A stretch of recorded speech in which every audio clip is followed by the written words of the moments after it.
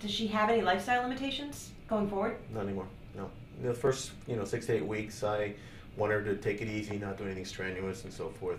And for her, one of the things we were trying to do is get her off all these pain medications. She was on very high dosages, and that was affecting her quality of life. The only thing that I require of her is to just take a baby aspirin every day for the rest of her life, just to keep her blood a little bit on the thin side, so there's no risk to the bypass could occlude. But it should not at this point. A bypass, when it occludes, is usually right at the beginning, right after the operation, that first few days. So at this point, she's essentially done, and she can go back to normal life. And she has no more risk of developing an aneurysm? And that specific aneurysm's gone. It's cured. Can she develop a new aneurysm somewhere else in her brain? Possibly. Something we'll keep an eye on. I don't expect it, but this is not a usual case. She's pediatric in age group, essentially, a young adult, and it's an unusual aneurysm, an unusual location. So something's going on that causes to form. So I won't say she'll never develop an aneurysm. It's unlikely, but it's something we won't ignore. We'll keep an eye on things. We just scans periodically just to make sure nothing else happens. Dude. No, the home run bite was a minute or two ago anyway. I have one other follow-up question to ask. I know, having spoken and interviewed her, that her symptom was these debilitating headaches. Right. And you always hear these stories. I've lived my whole life in newsrooms about, people dying of aneurysms. Are there symptoms? Most aneurysms don't cause any symptoms. Most aneurysms are small. We're talking about less than 10 millimeters, half of an inch, roughly. That's the average size. It's a little under half an inch.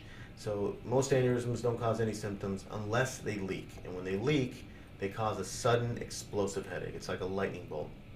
And that's the key, that it's sudden in onset, and it's usually the worst headache you've ever experienced. If something like that happens, you get to the emergency room. Unfortunately, when aneurysms do rupture, half of the patients don't make it to the hospital. Of the half that survive, half of them are never normal again. So it's a very bad thing when it happens. Luckily, only 5% of the population has an aneurysm, number one, so it's not that common. And of that part of the population, there's only about 28,000 hemorrhages a year from an aneurysm. Now, when an aneurysm like in hers gets large enough, it starts acting like a tumor. It starts pushing on structures in the brain, and it can lead to all other kinds of problems. In her case, it was just headaches, but it was just a matter of time before that aneurysm ruptured or continued to press the brainstem and started causing her to develop weakness on one side of her body, double vision, things along those lines. I mean, she's an incredibly lucky woman, young woman. Yes. What didn't I ask that I should have asked? What didn't we cover?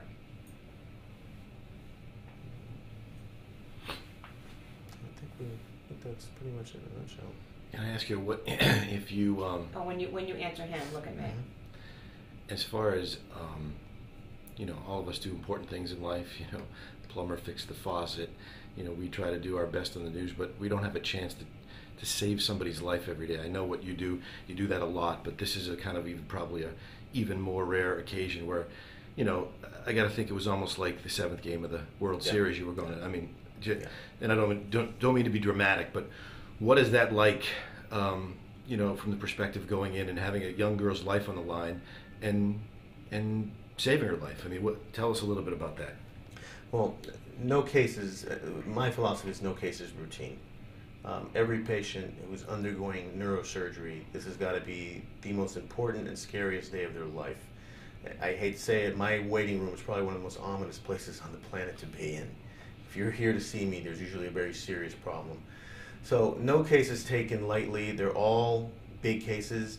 Her case, because of the factors that made it so unusual, her young age, and the fact that the treatment itself carried a lot of risk. We really had our backs to the wall. It's either do this very risky procedure, which may not work, or she's going to die from the disease itself. It really puts a lot of stress on the situation, and you're suffering along with the family. I have children of my own, and God forbid I'm ever in those shoes. It's got to be the worst place to be when your child is ill. And so when something like this turns out well, which is you go in with the confidence that you're going to do it, but when it's all over and it's done, it's an incredible feeling. It's hard to describe. I can't put it in words. It's why we do what we do. one other thing along those same lines. You got LeBron James, and he tries to put his team together with David Wade. He tries to put the Miracle team together from a Leahy perspective and to push the Leahy brand.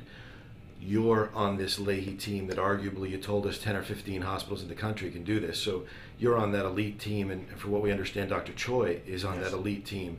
So we got our own Miami Heat, Boston Celtics on this team from a Leahy brand perspective and whatever. What's it like, both personally and professionally, to be surrounded, and how does it help the patient to be surrounded by such a dream team?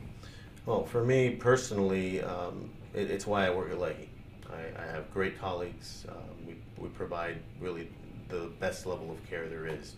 And for my specific area, it's very critical to be a team. It is not a one-person show.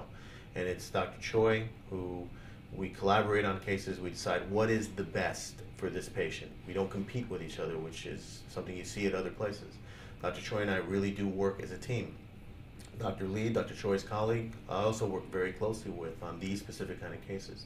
Then in the operating room, we have a team of people who are there. They're part of me. My nurse, Linda Ferranti. Is it okay to use names? Absolutely. Okay. Go back to my nurse, Linda Ferranti. My nurse, Linda Ferranti, Ann Tobin, the other nurse, Kathy Plunkett, some of the anesthesiologists who I work with frequently, Dr. Braverman, Dr. Betancourt. These are all people who are part of the team, and it allows you to really do high-level care. And again, it's one of the reasons I like working here. How does that, along that same line, just kind of the same question, how does that impact trickle down to the patient to have that kind of a team? Well, I think this kind of surgery and this kind of disease can't be dealt with by an individual. It has to be a team. And so what we provide here at Leahy is the expertise of all the different fields to come together, to bring all the minds together and really solve this patient's problem. And why should a patient come to Leahy instead of other choices in town? Again, I think it's the model. We're a clinic model which is unique. We're all colleagues of this big group with one message, one goal basically, is to provide the best care for this patient. Come up with the best solution. So many minds working together for one problem. So having done this was really good. That's the self part. But we're going to do, we're going to do two different things. We're going to tell Melissa's story. We're going to create a whole story about Melissa. We're going to take what you did and put it on your own website here on the clinic, and that'll help sell your specialty and the team. Great. So we'll multi-purpose this content here in a couple of different ways.